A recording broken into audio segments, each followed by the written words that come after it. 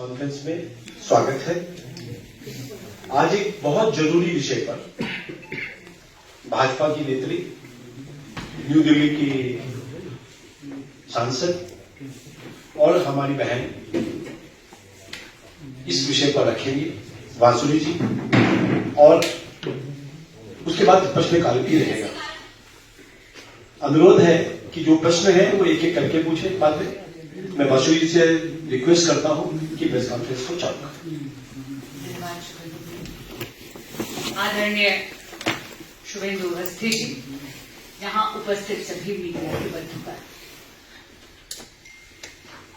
मैंने पहले भी आपसे कहा था कि चुनावी जुमलों के बारे में तो हम सबने बहुत सुना है, लेकिन केजरीवाल जी तो एक नई हवा लेकर आए हैं चुनावी छलावों की। और ये वो केजरीवाल जी है, ये वो आम आदमी पार्टी की सरकार है जिसने 17 महीनों से ना इमामों को वेतन दिया, ना मौलवियों को वेतन दिया। और जब वो पहुंचे उनके घर पर प्रदर्शन करने के लिए, तो उस समस्या का निदान करने की चेष्टा नहीं करी। हाँ, जैसे होता ना स्लाइट ऑफ हैंड, एक घुमन घेरी, आपकी दृष्टि कहीं और मोड़ देते हैं। एक नई तरह की अपीजमेंट की राजनीति अरविंद केजरीवाल करने लगे हैं, जिसका नाम है अरविंद अपीजमेंट। ये तुष्टिकरण की राजनीति है, जहां पर उन्होंने कह दिया कि वो पुजारियों को और ग्रंथियों को वेतन देंगे। मैं पूछना चाहती हूं कि जब मौलवी आपके यहां पर पहुंचे थे, तब तो इन्होंने जवाब में ये कह दिया था कि भाई ये वेतन नहीं है, ऑनरेरियम है। ऑनरेरियम है, इसलिए अगर मेरे पास पैसा होगा तभी तो मैं दूंगा। मैं पूछना चाहती हूं कि केजरीवाल जी, सरकार आपकी है, आजकल तो कोई भी मॉडल कोड ऑफ कॉन्डक्ट नहीं लगा, तो आप चुनाव की प्रतीक्षा क्यों कर रहे हैं? 1 दशक तक आपने ना पुजारियों का सम्मान करा, ना धर्म स्थलों का सम्मान करा, ना ग्रंथियों का सम्मान करा। आज जब चुनाव निकट हैं, तो आप उनको वोट बैंक की राजनीति के तहत उनका स्मरण कर रहे हैं, उनको ये झूठे वादे दिखा रहे हैं। आपकी तो सरकार है, आप क्यों नहीं कहते आतिशी जी को आज ही कैबिनेट नोट में सैंक्शन करवाइए, प्रस्तावित करवाइए, क्यों रुक रहे हैं? मैं पूछना चाहती हूं, मीटिंग बुलाइए, महिलाओं को जो सम्मान देने की आप घोषणा करते रहते हैं। पंजाब में भी आपने यही वादा करा था, लेकिन पंजाब की बहनें आज तक एक एक पाई के लिए तरस रही हैं।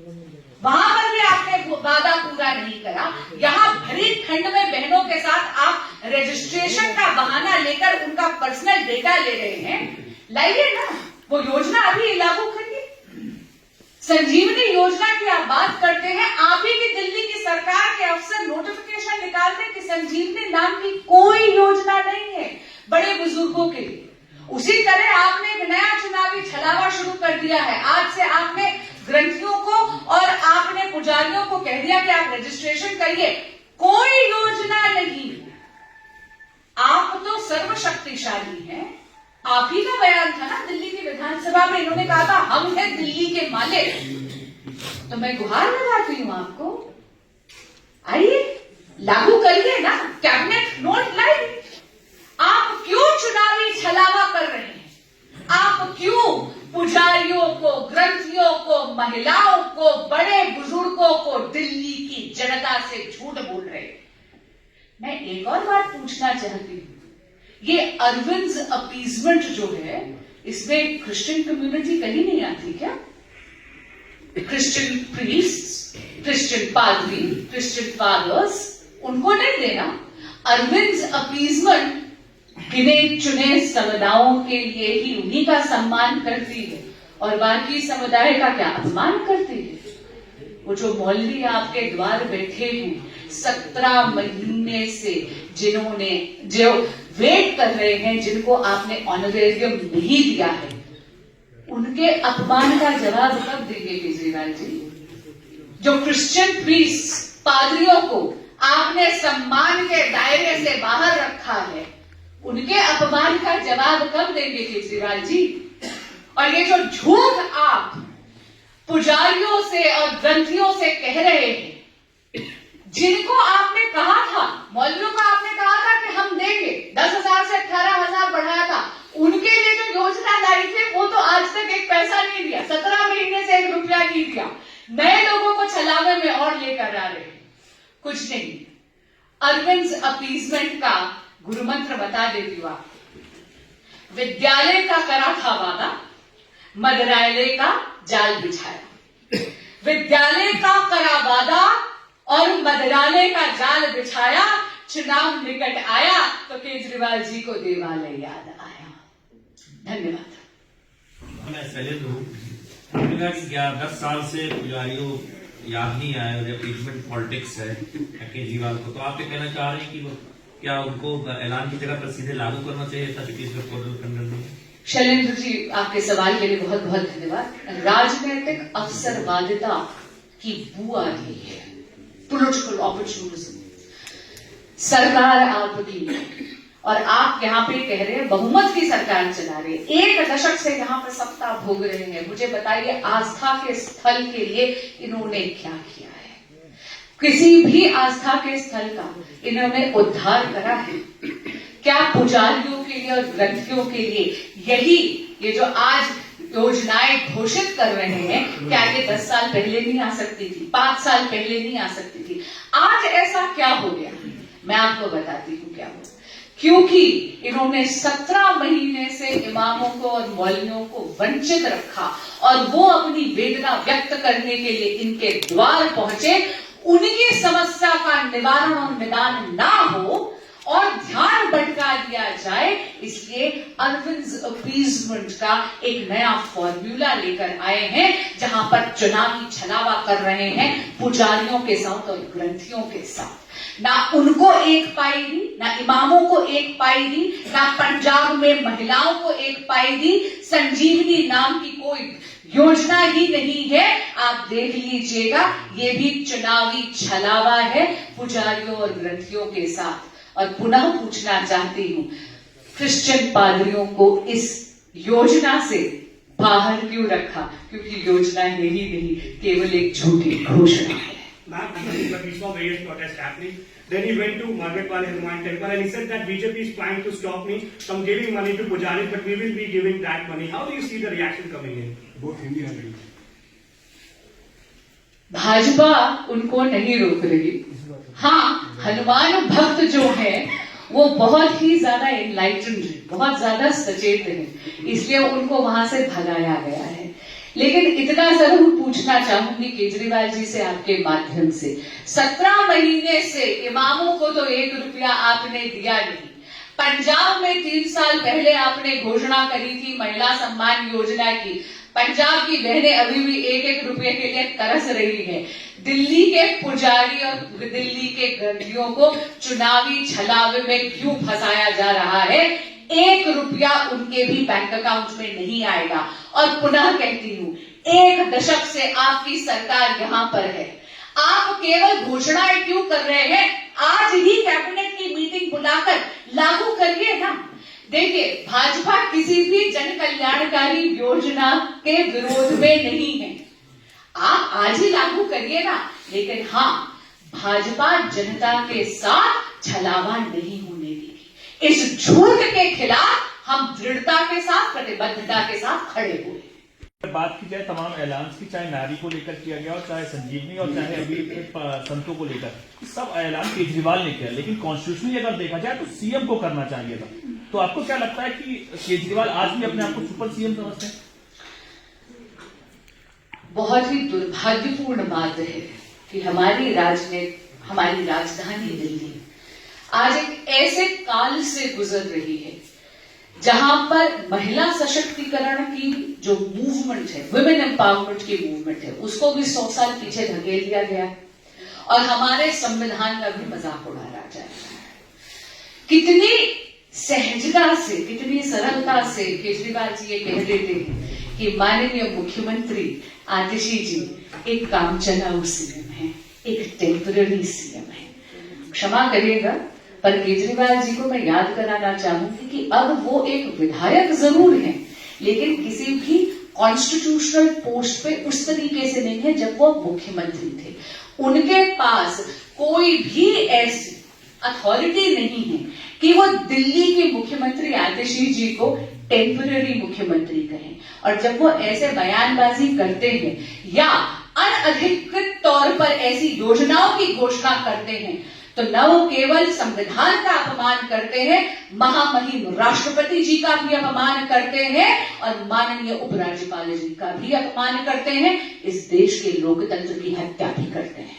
सवाल ये है कि केजरीवाल जी जिनको देना चाहते हैं ये मॉन्यूमेंट, क्या देश में दिल्ली में बहुत सारे जैन भी हैं, बहुत सारे बुद्धिस्ट भी हैं, और बुद्धिस्ट जो है वो शेड्यूल कास्ट में आता है। Isn't this constitutionally wrong for mistreating of scheduled caste, one, and second, Kejriwal was said quoted saying that Yamuna से वोट नहीं आता है। Do you think now giving appeasement to pujaris is just one part of it to appeasement of the Hindus? I'll answer both your questions. This is fundamentally wrong, of course, and it is fundamentally wrong because it stems from pure political self-interest. It is a purely self-serving lie and a blatant lie. And that is where the falsity and the fallacy of actually of this claim. It is not a promise. ये वादा नहीं है. The second aspect is, आपका दूसरा सवाल क्या है? दूसरा सवाल, Kejriwal has been quoted saying कि यमुना से वोट नहीं जीता जाता है। बिल्कुल। Now that he is giving emolument to Hindu pujaris, does that mean that he is trying to falsify or trying to cover what has It is an absolutely false narrative. रही बात यमुना जी की, तो आप सबको याद होगा बहुत बड़े बड़े वादे करे थे। हम सब वो दृश्य नहीं भूल सकते जब हमारी माताएं और बहनें छठ महापर्व पर सूर्य नारायण को अर्घ दे रही थी और सफेद कलर के टॉक्सिक फोम से घिरी हुई थी। प्राइवेट घाट पर या घाट खोदकर यमुना जी पे हम जाकर छठ नहीं मना पाते, घाटों पर जाके खुदवाकर घाटों पर हमें छठ महापर्व इसलिए मनानी पड़ रही है क्योंकि यमुना जी पहले से ज्यादा मलिन हो गई है। मीडिया के बंधु ये जानते हैं कि एक सार्वजनिक मंच से स्वयं केजरीवाल जी ने अपनी विवशता और अपनी विफलता दोनों को स्वीकार करा था, लेकिन आपको याद होगा बहुत ही कैवलियर और बहुत ही नॉनशलांट वे में उसको ब्रश ऑफ भी कर दिया था। उनकी जो सच्चाई है कि वो केवल वोट बैंक की राजनीति कर रहे हैं, वो इस वीडियो से झलक गई थी। यमुना जी पर उन्होंने ध्यान इसलिए नहीं दिया क्योंकि उनको लगा कि यमुना जी से उनको वोट नहीं मिलेंगे। ये पूर्वांचलियों का अपमान है।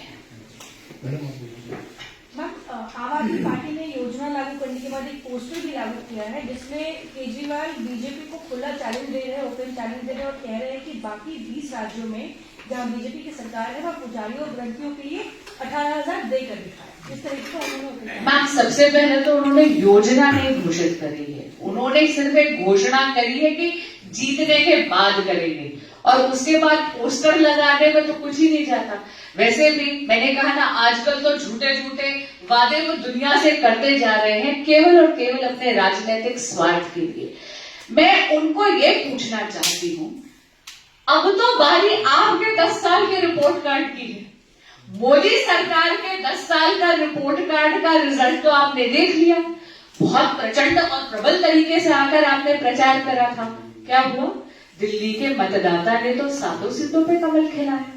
लेकिन मैं पूछना चाहती हूं उनसे, अब तो आप सत्ता में हैं, आपका वक्त आ जाता है रिपोर्ट कार्ड देने का। सड़क, पानी, बिजली, सूअर, ड्रेनेज, ये मूल सुविधाएं एंड इवन हेल्थ, ये सारी की सारी पूर्णतः केवल और केवल केजरीवाल सरकार के अधिकार क्षेत्र में आती है। लेकिन क्या हो रहा है? आज के दिन दिल्ली में इन सब व्यवस्थाएं पूरी तरह चरमरा गई हैं। मैं पुनः आपको याद कराना चाहूंगी 24 दिसंबर 2024 का वो ऑर्डर जो दिल्ली हाईकोर्ट ने दिया है, जब आम आदमी पार्टी की सरकार अपना काम नहीं कर रही है तो सुओ मोटो कॉग्निजेंस लेके यानी स्वयं संज्ञान लेकर दिल्ली हाई कोर्ट को जनता के हित चिंतक की भूमिका निभाते हुए केजरीवाल सरकार को यह कहना पड़ा कि PM Ayushman Bharat health infrastructure mission का एमओयू साइन करिए 5 जनवरी तक, ताकि 2406.77 करोड़ रुपीस जो केंद्र सरकार यानी मोदी सरकार ने एलोकेट करके रखा है, जिसे केजरीवाल सरकार ले नहीं रही है, उससे दिल्ली में हेल्थ इंफ्रास्ट्रक्चर अपग्रेड हो सके। Thank you.